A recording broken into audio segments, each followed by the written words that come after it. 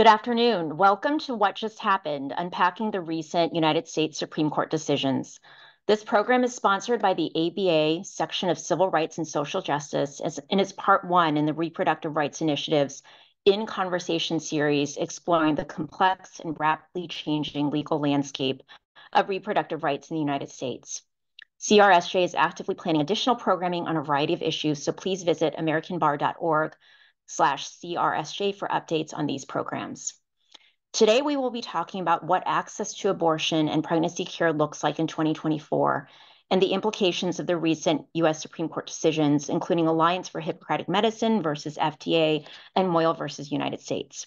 Professor Laura Portuondo, Autumn Katz, Associate Director of Litigation at the Center for Reproductive Rights, and I will discuss what the future holds for access to reproductive health care, the future of constitutional rights, and the rule of law in the United States. And with that, I'm honored to get started with our panel. So my first question to both of you is, if you could just provide a very brief overview of recent U.S. Supreme Court decisions and how they've impacted access to reproductive health care across different states in our country.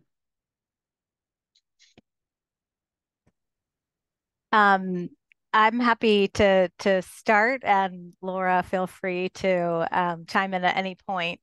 I think just as the backdrop, just as a reminder to folks, we're 2 years out from the Supreme Court's decision in Dobbs, which took away the fundamental right to abortion. And so that's kind of the important framing and overlay for the two cases that the Supreme Court heard this term that directly impact reproductive rights. So since the Dobbs decision, there have been a whole host of health harms that have been unleashed, right?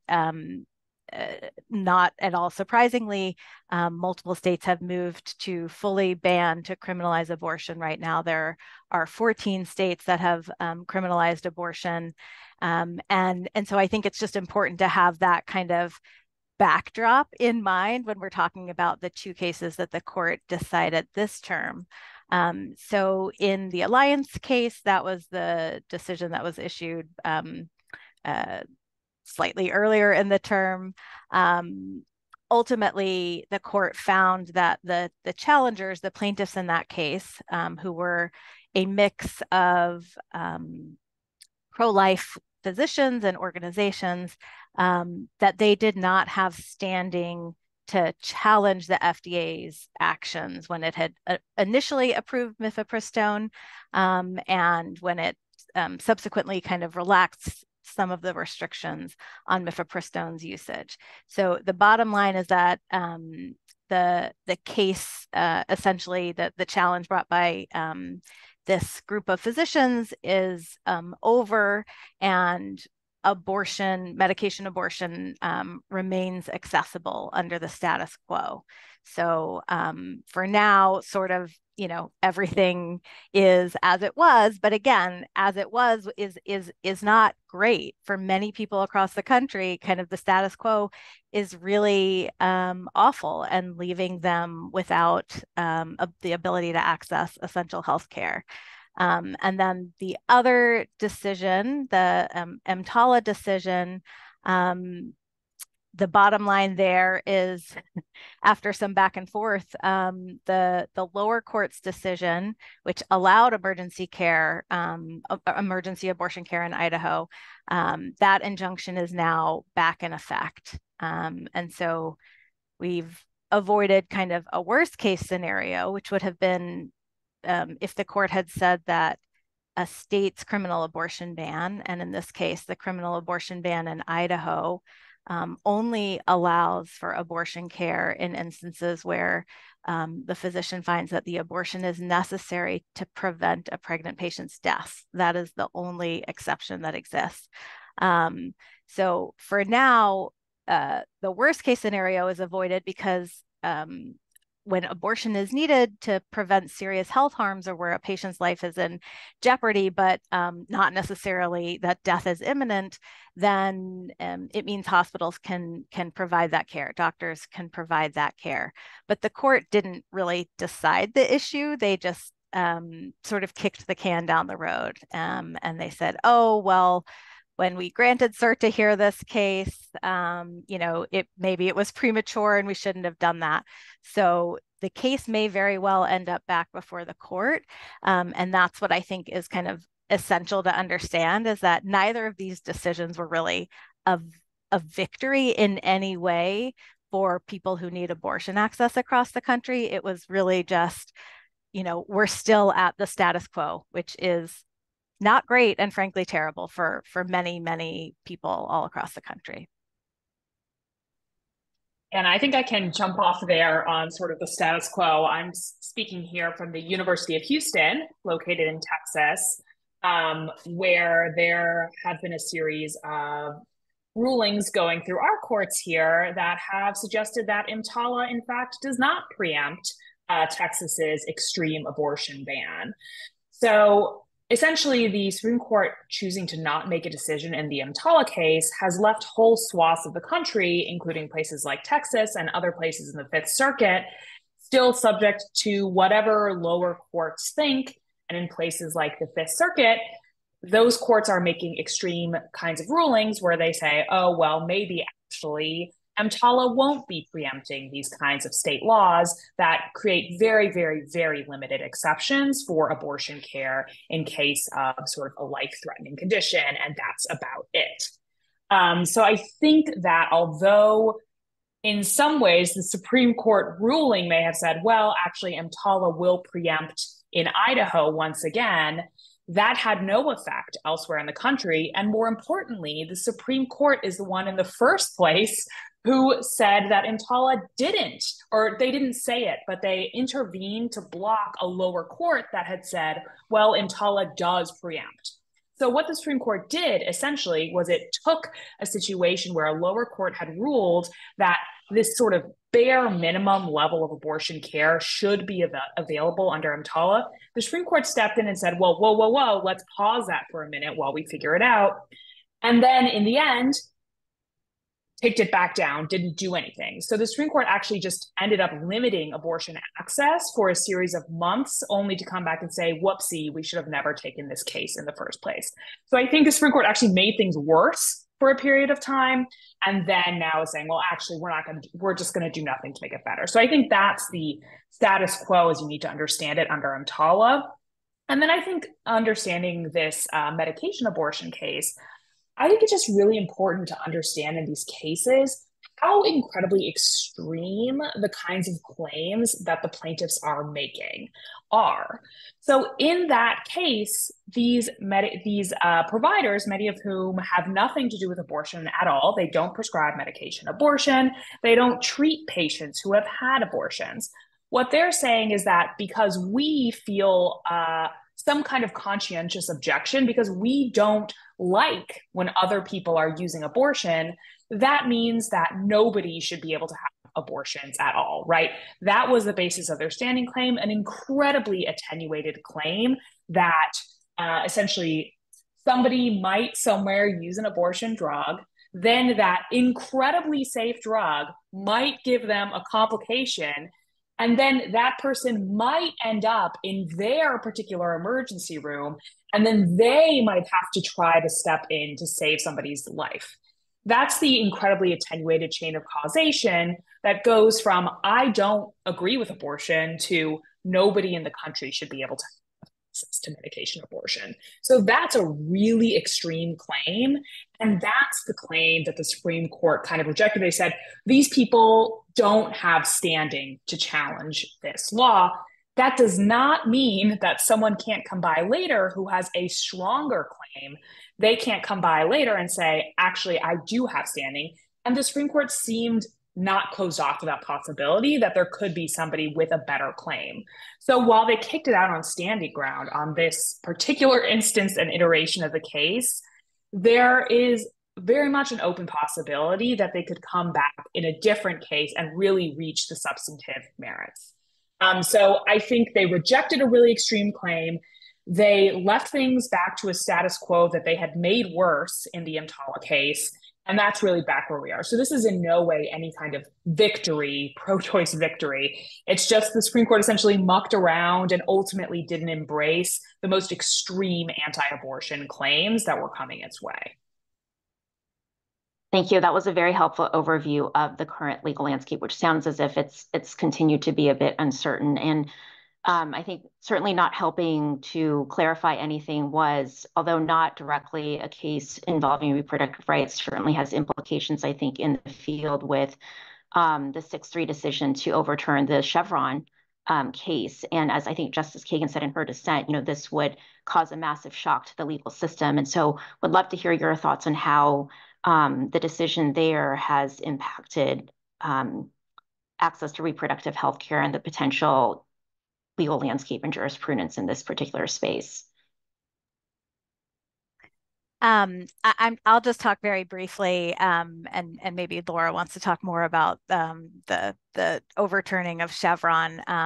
But I think just picking up on your point, what we have seen from this court is a real just skepticism of the actual science and the actual experts. I think that's really well illustrated in the Alliance case.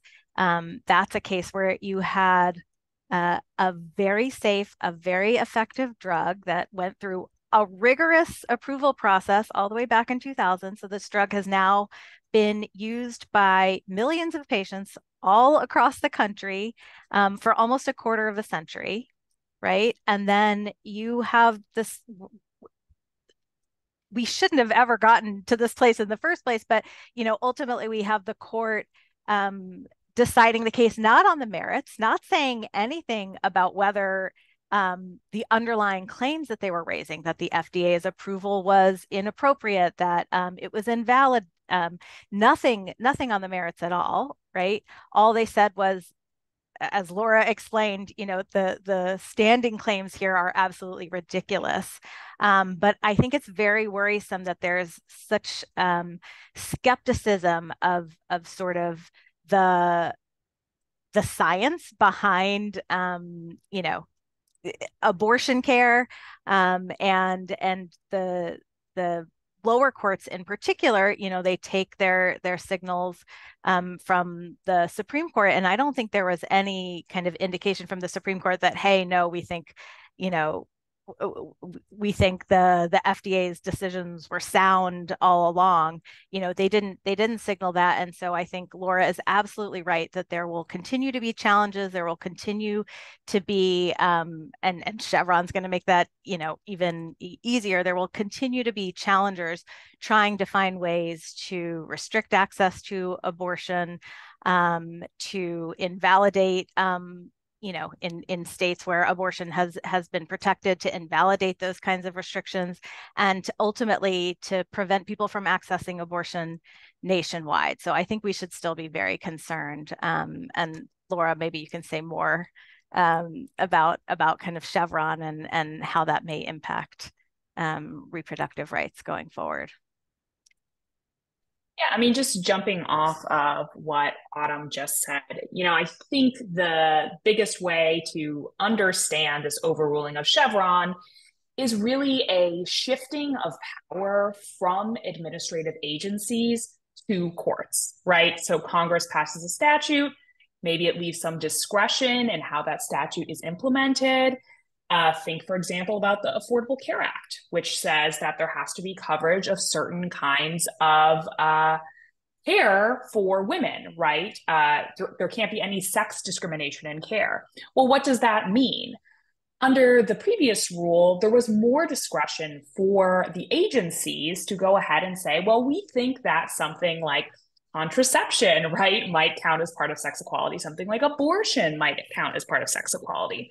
And what a ruling like Loper Bright does is it says, well, actually, agencies, we don't really care too much what you think about this. Instead, what matters is what courts think about it.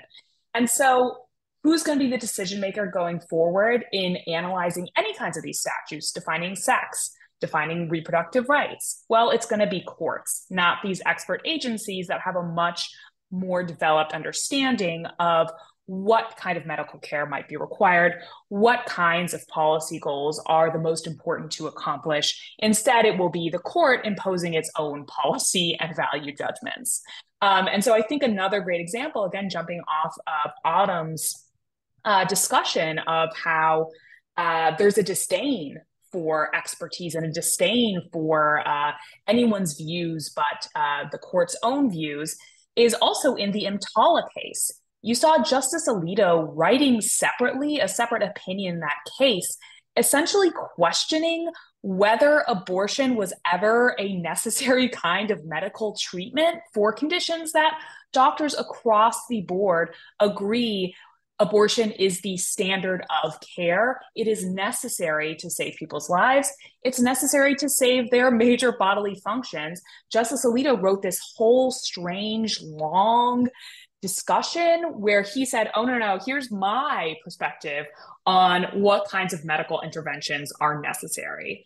And I think that it's pretty scary to imagine that the court understands itself and believes itself to be the most competent to decide these kinds of issues. Because as you might imagine, Justice Alito's claims about when abortion is necessary and when they're not necessary are, of course, scientifically unfounded and based on the sort of fake expertise that the anti-abortion movement has built up to say, here's some highly questionable studies that show actually abortions are never necessary.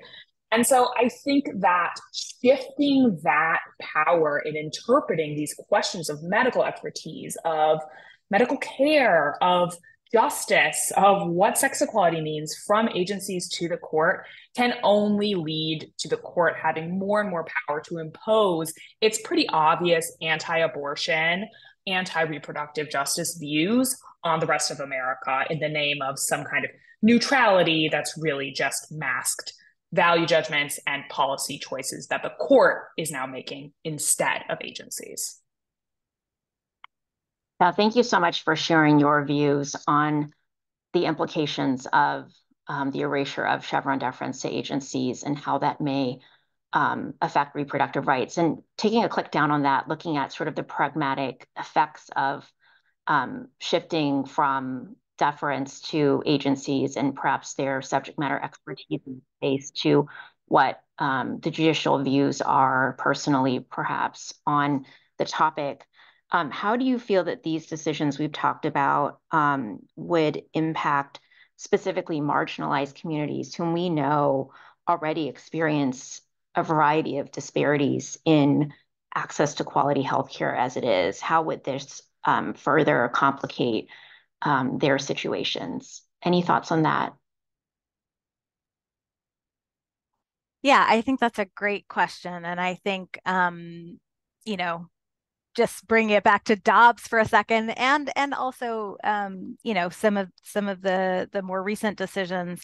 I think one of the things that really struck me about the court's decision in Dobbs was just the complete erasure of the pregnant person.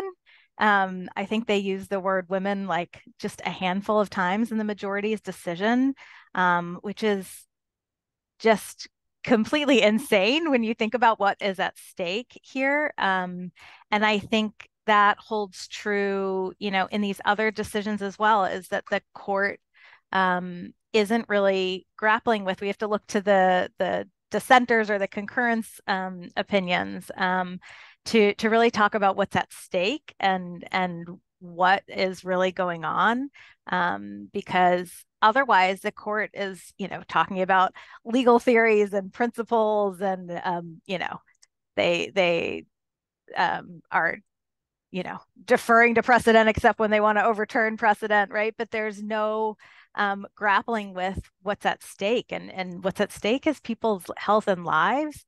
And what we've known all along is that abortion restrictions disproportionately harm marginalized communities. And I think kind of the public health harms that have been created by Dobbs, by the lack of access to abortion, have to be understood in the midst of, we are already experiencing a maternal health crisis, right? The maternal health disparities for Black women in particular are horrific. And so that's kind of what we're already dealing with. That's the baseline. And then when you put on top, criminalizing doctors for potentially offering life-saving care to patients, it is just, it is a public health crisis. Laura can, talk more about what's been happening in Texas, but, there are Texas patients and patients all across the country, but many of the stories have come from Texas of patients showing up at the hospital and being turned away until they're sicker, being told, we think you should go get healthcare elsewhere. We can't treat you because of the state's abortion bans. And so, yeah, I think it is important to recognize that all of these health harms are really flowing from this court's decision to allow states to criminalize abortion. And I don't even think, honestly, I don't think all of the justices I think they were forced to maybe start to grapple with the realities of what Dobbs did, particularly in the EMTALA case, but I don't know that they really fully understood what would happen when abortion is criminalized, and that,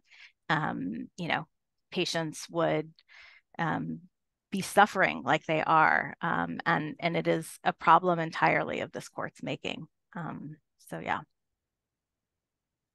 Professor, any thoughts?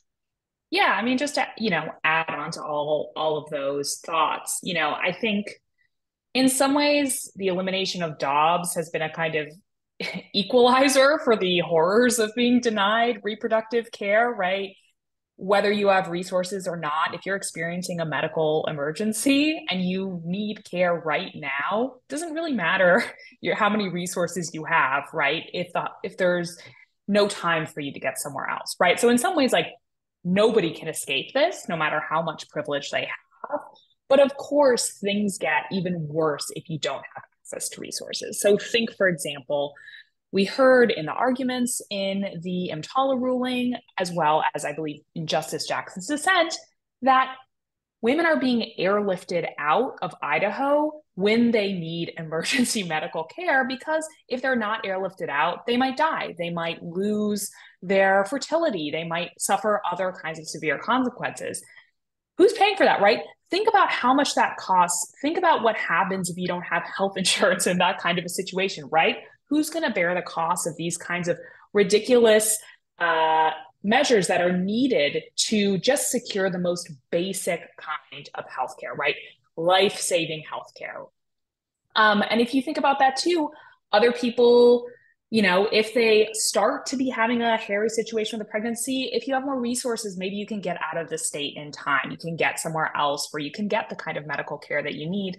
But if you don't have the resources to do that, well, you're stuck where you are, and then you're going to be the one who has to face the consequences of not being able to access that care. So there's definitely a disproportionate effect on poor communities, on communities of color. We've seen, for example, a rise in infant mortality rates in places where these extreme kinds of abortion bans are in place. And that's in part because people are being forced to carry doomed pregnancies to term.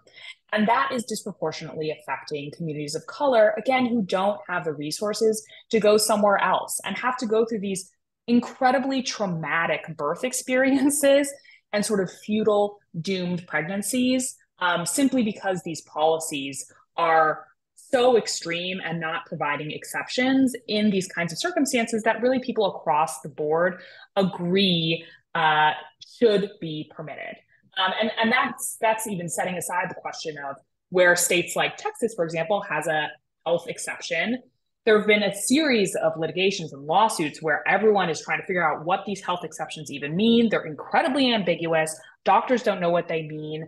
This uncertainty is exacerbated by incredibly draconian penalties on doctors who might make a mistake or who the state is going to accuse of making a mistake, even if they didn't. And that is meaning that even in states where there is not as clear of a conflict with EMTALA or something, people are just being denied this kind of care across the board.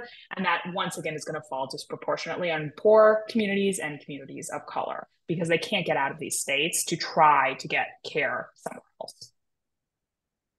Can I just add? Yeah, please. Oh, sorry. I just had one other kind of point to raise on this particular question about the impact on marginalized communities, which is that, there are multiple states that have abortion bans.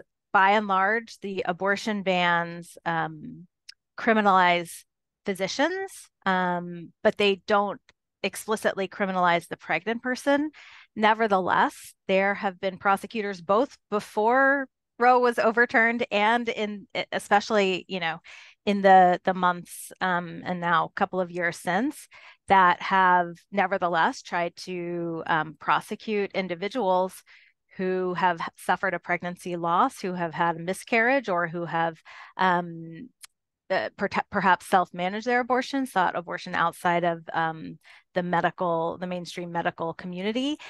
And by and large, the people who are prosecuted for that are people of color. And so I think that's kind of another way in which abortion bans are really subjecting individuals, minorities, to additional harms because they are treated as suspect. And when you do go to an emergency room, when you go to a hospital trying to get treatment, if you're experiencing a miscarriage, for example, the last thing you want or think is that somebody is going to be reporting you to law enforcement.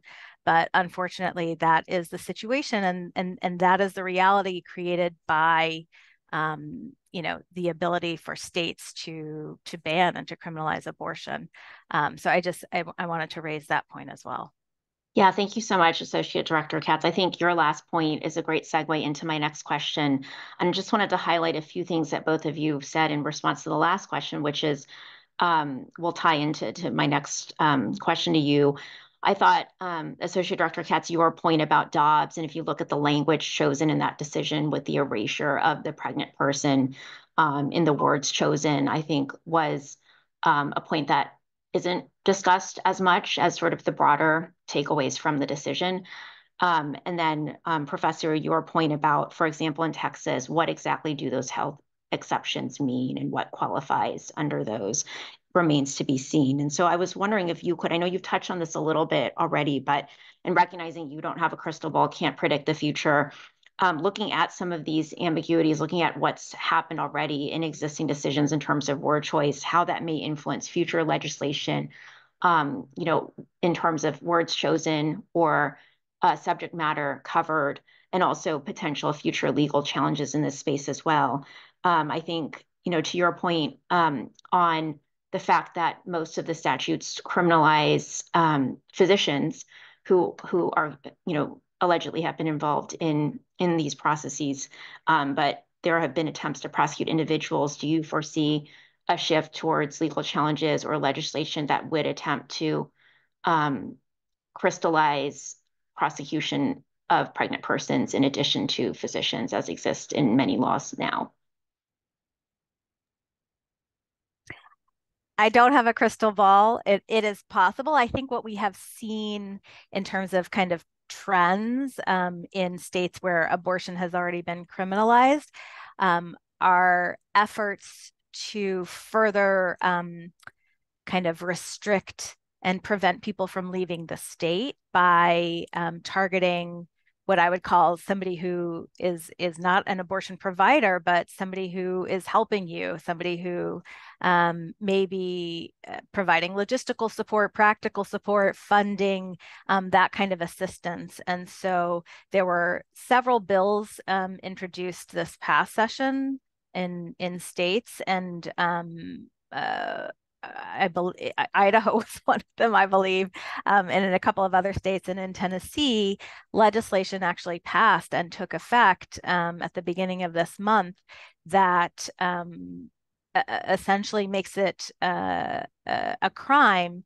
to help a minor who is trying to access abortion care if there is no parental consent. And so if it really could kind of bring in a variety of individuals. If somebody is offering assistance, help to a minor who for whatever reason, may not be able to obtain parental consent because of their own personal safety, because their parent isn't in the picture. There are a whole variety of reasons. If somebody is accused of helping that minor obtain a legal abortion in a state where abortion is legal without having obtained first the consent of that minor's parent, then they could be prosecuted. So I think that's a new scary trend that we may see in more states. That's just one example, but there may be other ways that states try to essentially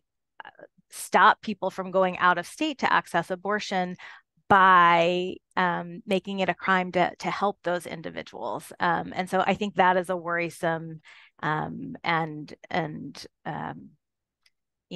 developing trend that we might see continue kind of to develop in the coming legislative sessions. I think I can talk a little. Thank you for discussing those legislative sessions, because that's, I think, some expertise that you can really bring to the table here. I think I can talk a little bit about some of the trends that I might be worried about in litigation. One is the Comstock Act, which I think hopefully a lot of people have heard about the Comstock Act by now, but if you haven't, it's very old vice law that essentially prohibits this is really how the conservative movement would like the law to be interpreted, to say that it prohibits shipping essentially immoral things in commerce, including things like abortion or contraception. And in the medication abortion case, one of the legal theories that actually the Supreme Court didn't really pay any attention to, though some of the justices expressed some interest at oral argument, was that this Comstock Act might be kind of brought back from the dead, although it's been interpreted for decades at this point to not cover the shipping of abortion or abortion medications or contraception, right? That's why we can all use abortion medications and contraception when we want to. They're trying to revive this law to say that it actually is it should operate now to prevent the shipping of these kinds of goods. And if that kind of an argument gets traction, that would devastate. I mean, it would shut down abortion nationwide, right? You couldn't ship anything that's used in abortion. How can you possibly provide abortions in those kinds of circumstances? And it might even reach things like contraception, right? This isn't just abortion we're talking about. We're talking about all kinds of reproductive rights, all kinds of reproductive access. So that's a huge kind of sleeper issue. Again, the court didn't touch it in the medication abortion case. Some people were afraid they would, but I think that's very much sort of just under the surface, and something that, for example, a Trump administration would revive with enthusiasm, right? They talk about this in Project 2025. They want to use the Comstock Act in exactly this way. So I think that's one potential scary thing that's out there. I think another thing that was lying just under the surface of these opinions is the question of fetal personhood for embryos. We saw the Alabama Supreme Court, or I think it was earlier this year, I'm losing track of time, but they sort of embraced this kind of a personhood theory that you might treat all embryos inside or outside of somebody's body, all fetuses, as equal persons under the law. And that would be another potential way that would just devastate abortion, not just in red states, but across the country. And although the justices didn't overtly embrace any kind of personhood argument in the EMTALA case, a majority that is, there were some justices who were clearly very interested in pursuing this kind of an idea. In the EMTALA case, Justices Alito, Thomas, and Gorsuch all floated the idea that EMTALA, which says you must provide certain kinds of emergency medical care, that EMTALA covers not just women who are going into an emergency room who are having some kind of complication from pregnancy. It covers equally, if not more, their embryos or fetuses, right? So under that interpretation of EMTALA, those justices suggested that states can say, actually, doctors must treat, and I'll explain why this is nonsensical in a moment, but doctors must treat the fetus, the unborn child, as they term it in the decision, equally to the woman, if not more so. And that's basically what they're interpreting Idaho law to say, is that you have to save the fetus first before you save the pregnant person. And this doesn't really make, I mean, it doesn't make any sense under the history of the law, which there's no evidence that that's the way the law was meant to be implemented. And more importantly, it simply doesn't make any sense because the pregnant person and their pregnancy are not separate things, right? You can't save one without saving the other. And the law clearly prioritizes women's lives. But this kind of argument, this idea that the fetus might have, or an embryo might have, equal status to a pregnant person is incredibly dangerous and also very out of step with what the American public believes. This idea that you must prioritize this pregnancy over the pregnant person. So I think that that is a very big and, again, scary issue and kind of argument that we're going to see more and more of, I think. Again, because these justices have shown that they're friendly to it.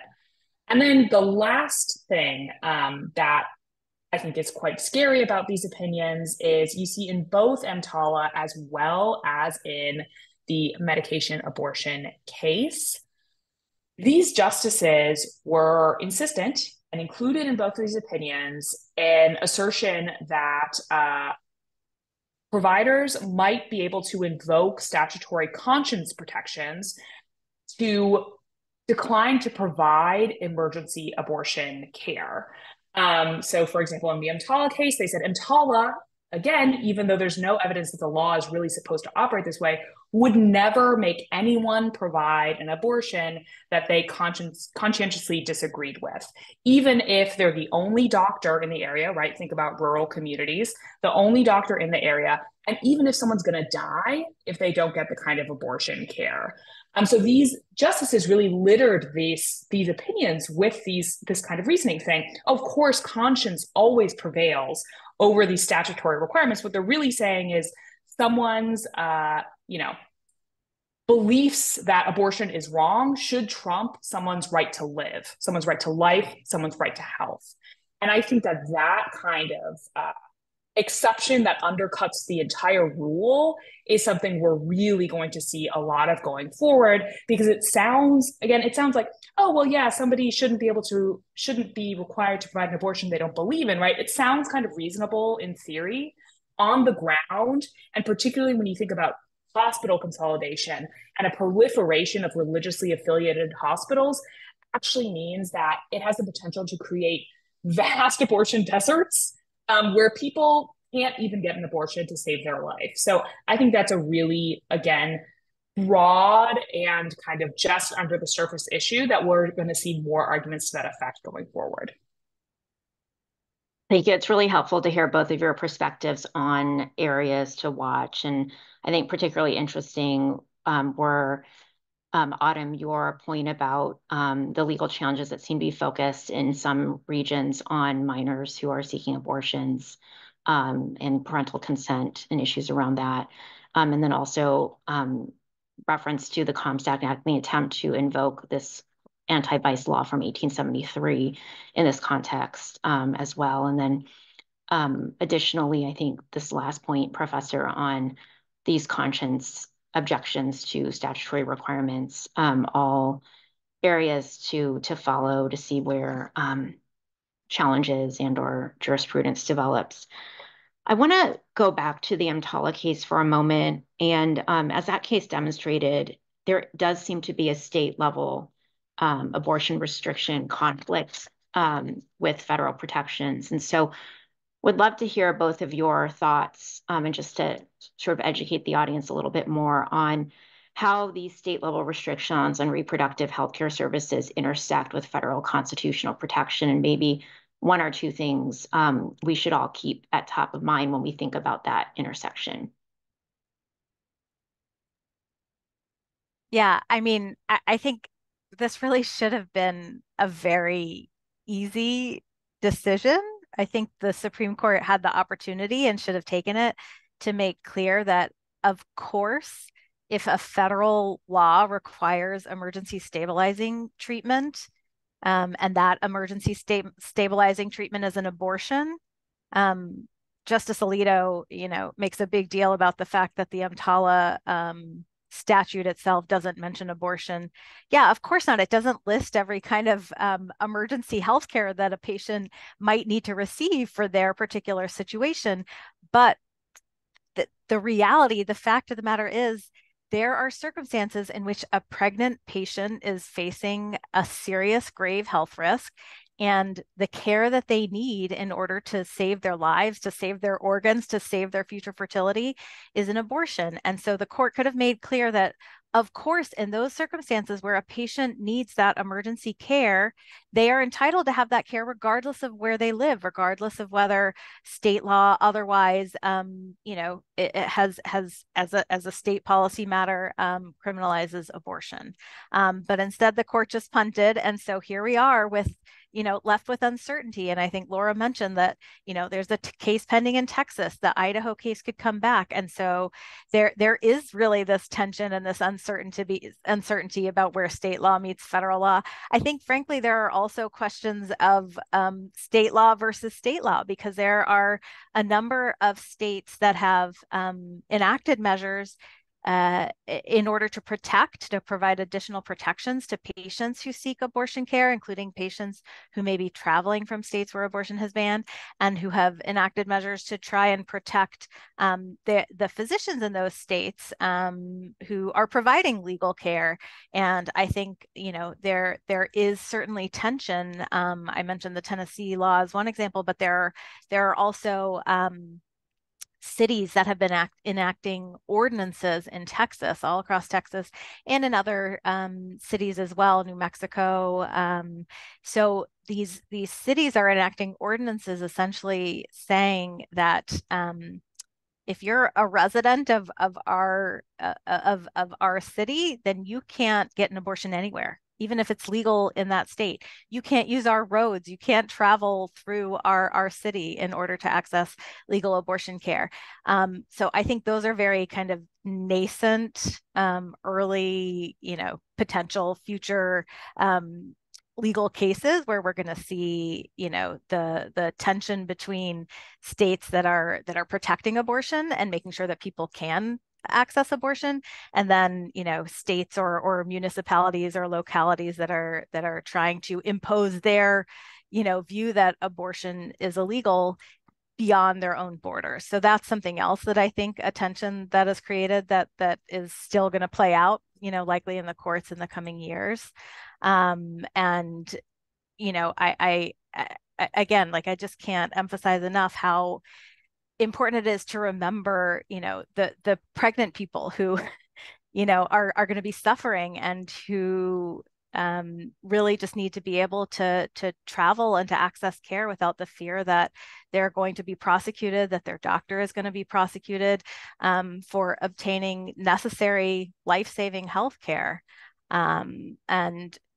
Yeah, it is very worrisome. I do also just want to flag, I was thinking about this when Laura was talking about the Comstock Act, that after the Alliance decision was issued, the Attorney General of the United States issued a press release, a statement reminding sort of all of us collectively that, women who reside in states that have blocked or criminalized access to reproductive health care are free to travel to states where that care is lawful, and that under the First Amendment, it is legal and people are free to receive information and to provide counseling about the availability of reproductive health care in other states.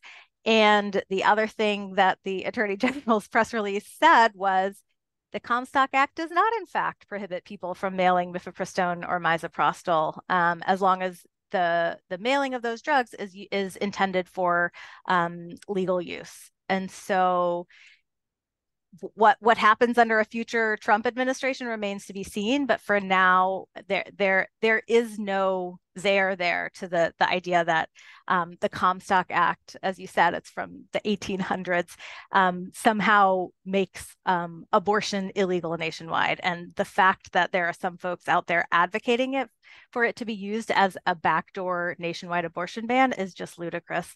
But of course, we know that these ludicrous ideas have a way of kind of worming their way into the mainstream and the majority. So it was certainly very concerning that a few of the justices expressed interest. They were curious about the Comstock Act, but ultimately, didn't say anything in the Alliance opinion. And so I just want to reassure folks for now that it is legal to travel, at least now. For now, the Idaho preliminary injunction is back in place, allowing people to receive life-saving health care.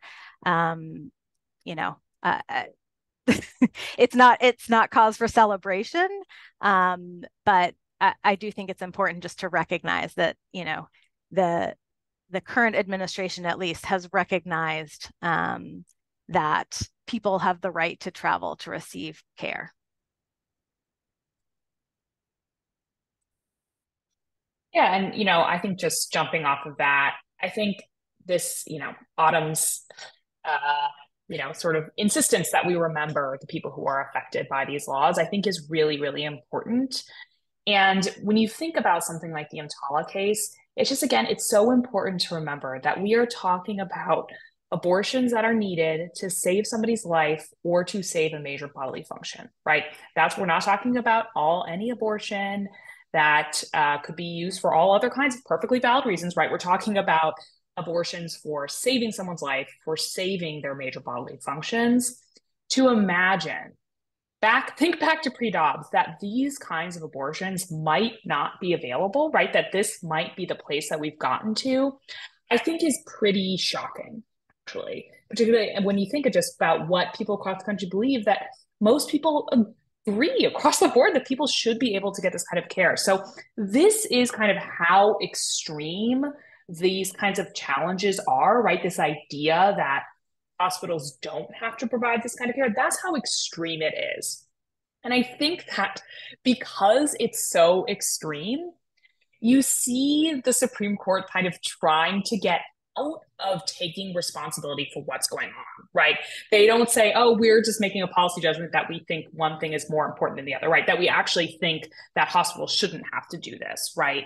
Instead, what they're doing, and this is another sort of going forward issue, is you see it was Kavanaugh, Barrett, and Roberts wrote a concurring opinion in the EMTALA case where they said, well, let's explain why we're going to just get rid of this case. We're not going to decide it. Part of the reason they said that they weren't going to decide it is they said there was this big open question about whether the spending clause permitted passing EMTALA in the first place, right? So it's this kind of structural constitutional law theory, right? What is the power of Congress? Did it go too far by requiring hospitals to administer these kinds of abortions, right? They're pivoting to essentially these kind of highfalutin, high-minded sounding questions about federalism to say, well, maybe, no, this has nothing to do with abortion at all, right? This has nothing to do with life-saving or limb-saving abortions. It has to do with whether Congress could do this, right? And I think that this is a playbook that we've seen over and over again from the Supreme Court, particularly from John Roberts, right? Think about the Affordable Care Act litigation, where you shove these kinds of really important policy questions under the umbrella of this kind of neutral sounding spending clause question of the commerce power. And that's a way to kind of avoid responsibility for the pretty out there kinds of policy implications of these rulings. And so I think that's not only a way to sort of avoid responsibility, it's a way to undercut, thinking into the future, thinking about, Autumn talked about all these conflicts between state to state law, local to state law, right? All these kinds of mess and complication one government body that can come in and fix those problems is the federal government, right? The federal government can come in and think about a future administration that's trying to pass reproductive rights legislation and say, no, there has to be this bare minimum standard of care, or even better, a broader standard of care. This kind of structural constitutional reasoning, in fact, limits Congress's power to do anything to protect reproductive rights. So I think that, again, these kinds of rulings are so important in thinking about what is the scope, what are even the possibilities for advocating for access and reproductive justice going forward. And I don't think that anybody should be fooled by the court's use of and attempt to cabin its decisions as these kind of moderate or abstract questions of law. They really are very impactful and policy inflected decisions all the way down. Yeah, I want to click down on something you said about the invocation of the spending clause or the commerce clause as a basis for undermining or reducing access to reproductive rights and health-related healthcare. Sort of flipping that, looking at it differently, taking a step back. I'd love to hear both your thoughts on what are the long-term consequences of the recent Supreme Court decisions in this space, more broadly on public health, gender equity in the country, potential implications of these decisions for other areas of constitutional law that are very much interrelated, such as privacy rights and equal protection. Would love to hear both your thoughts on the implications there. I mean, I'll just harken back to in the Dobbs decision itself, Thomas's concurrence talked about, hey, all of these substantive due process rights, as far as I'm concerned, are on the chopping block. And so, he talked about Griswold, he talked about Obergefell, and we haven't seen that come to pass yet, but I think that's just because the votes aren't there yet on the Supreme Court. But certainly it is a very worrisome trend. This court is very willing to overturn precedent. We saw that with Dobbs. We saw that, with the Second Amendment. We saw that, this term with Chevron. They have no qualms about overturning precedent. And, the constitutional foundation, the basis for the right to abortion, didn't exist in a vacuum. It was built on, prior cases, and it in turn was sort of the scaffolding for a number of other really key decisions protecting our individual liberties. And so, absolutely, it is very worrisome what the court could do in the future, if brought the right kind of case. And I think, Thomas's decision certainly provides some kind of roadmap as to what his thought process is. So yeah, that certainly concerns me. I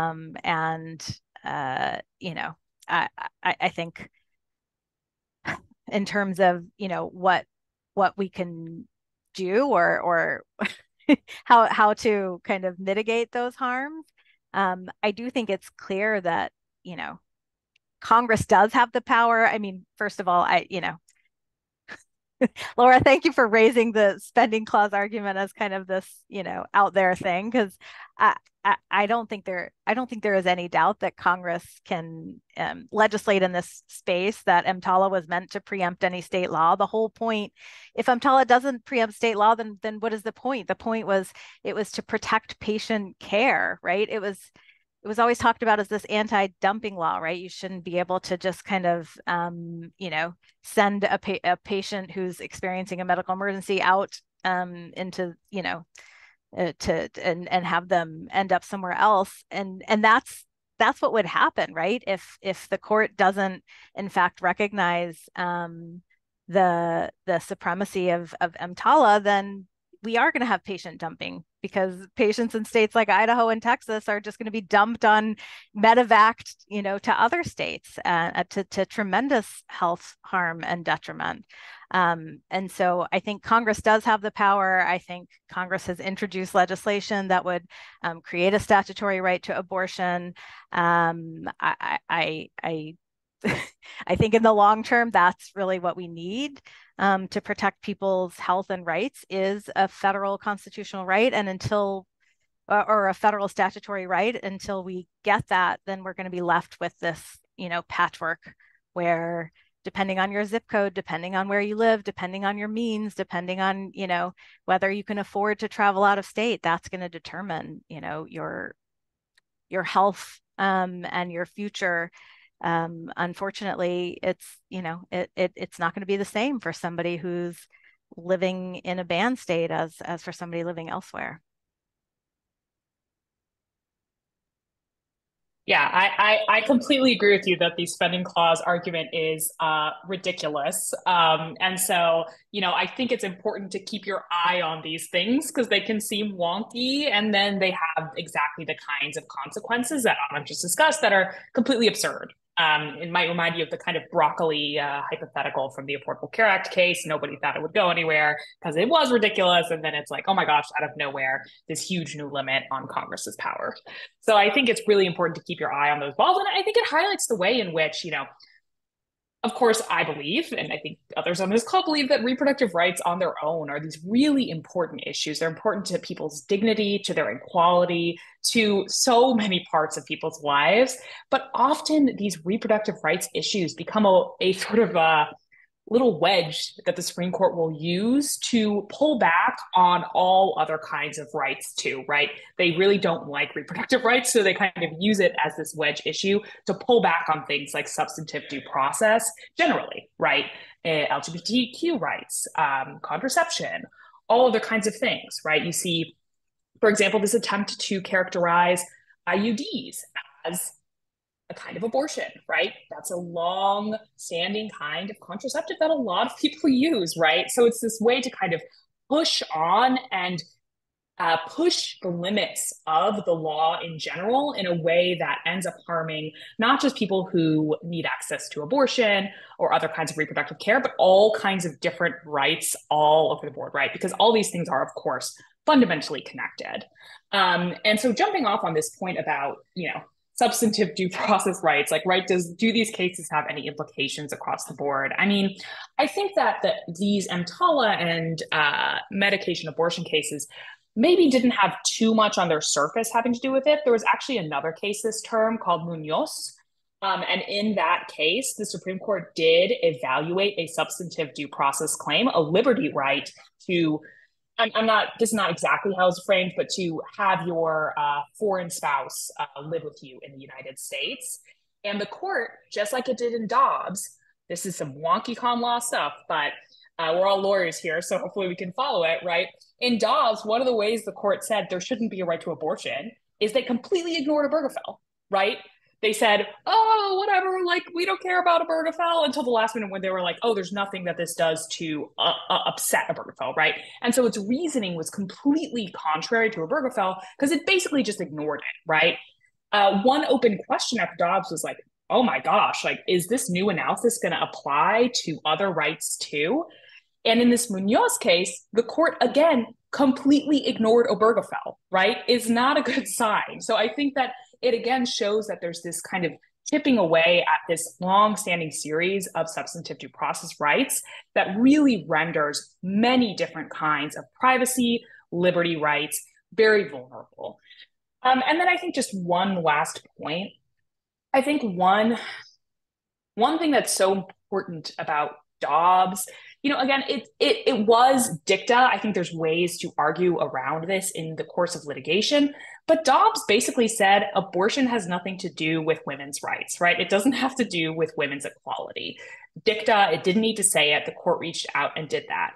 But I think it's indicative of this broader way in which these cases are assessed, where the court repeatedly ignores, is willfully blind to the actual equality implications of abortion and other kinds of reproductive care for women and for non-binary or other people who need to get abortion. They simply don't perceive this as having anything to do with women's standing in society, women's material equality, women's ability to sort of have dignity and live as equal members of society. And you see that where in EMTALA, the court says, oh, well, why did we take this case?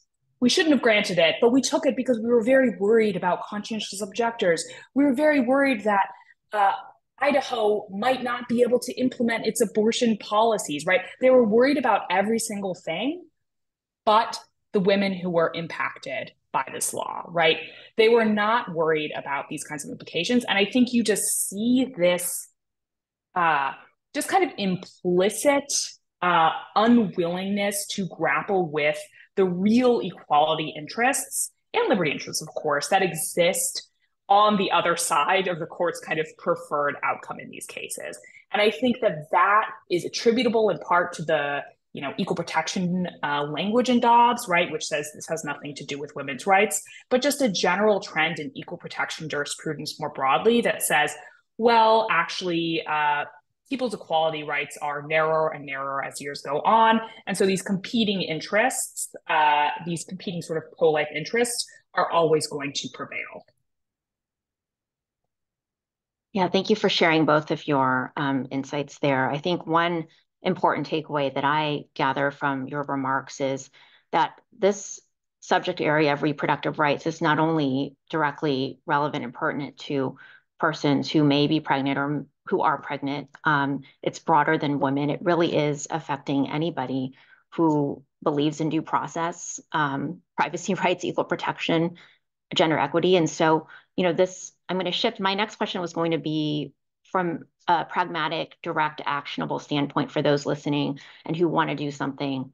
I was going to ask what strategies can reproductive rights advocates utilize, but I may broaden that to say what can advocates of liberties and freedoms and due process, privacy, et cetera, what can they all do and utilize? What tools do we have at hand?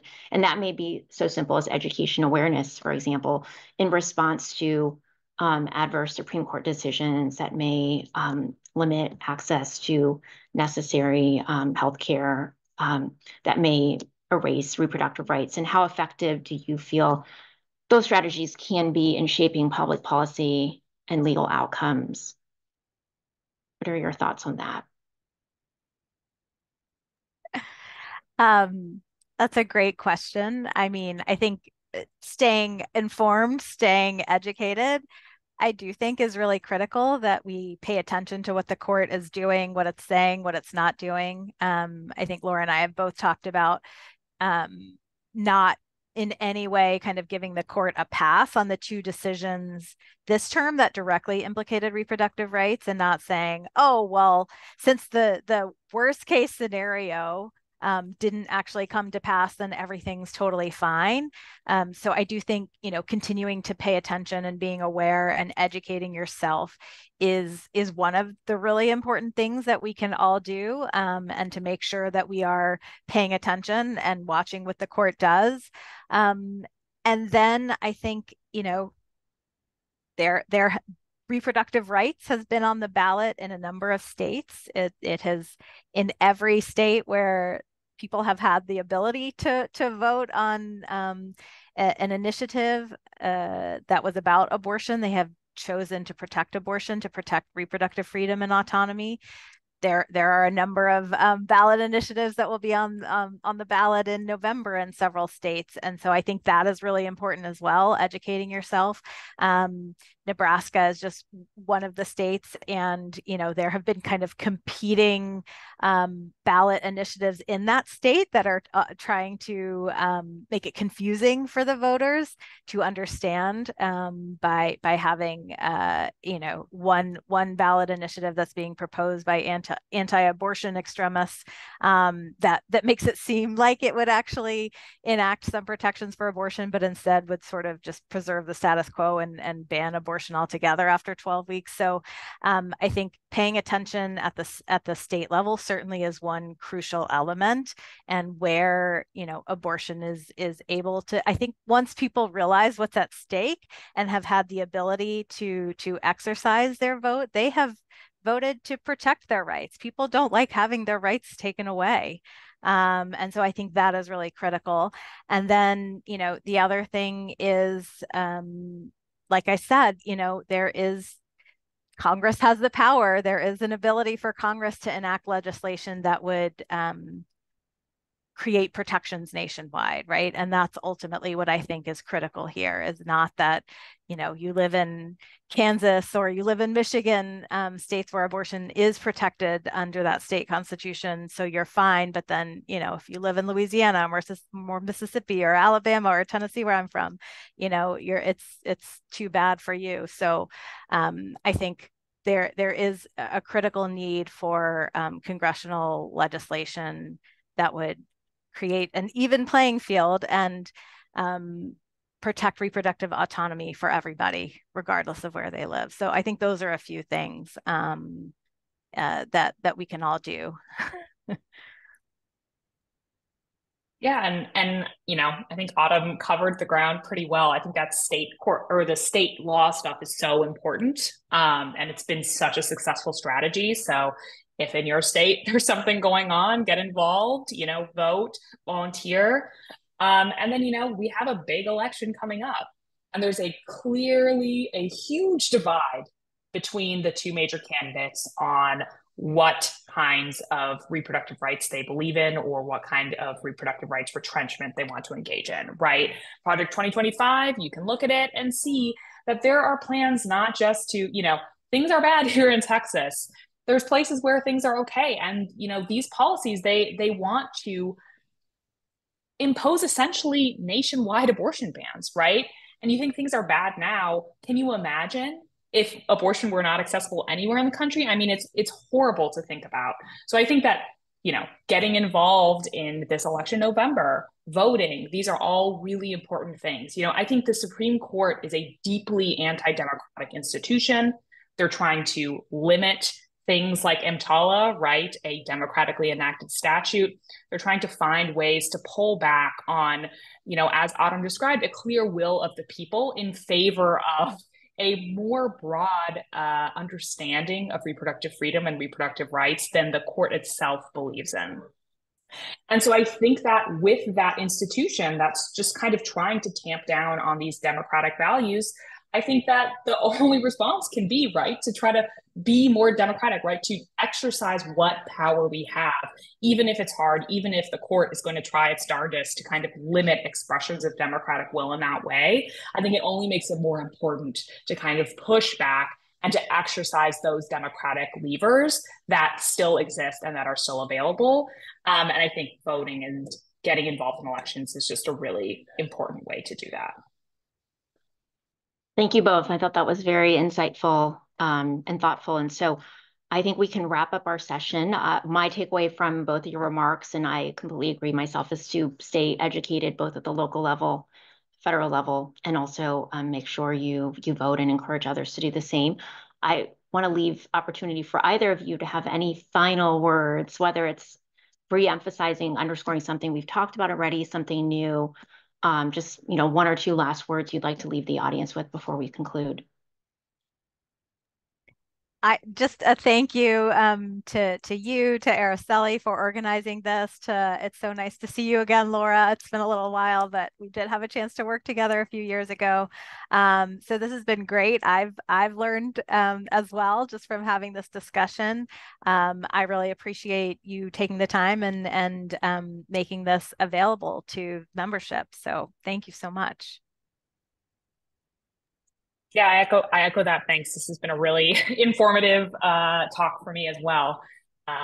So, you know, hopefully more good news in the future if we just keep up the fight, you know.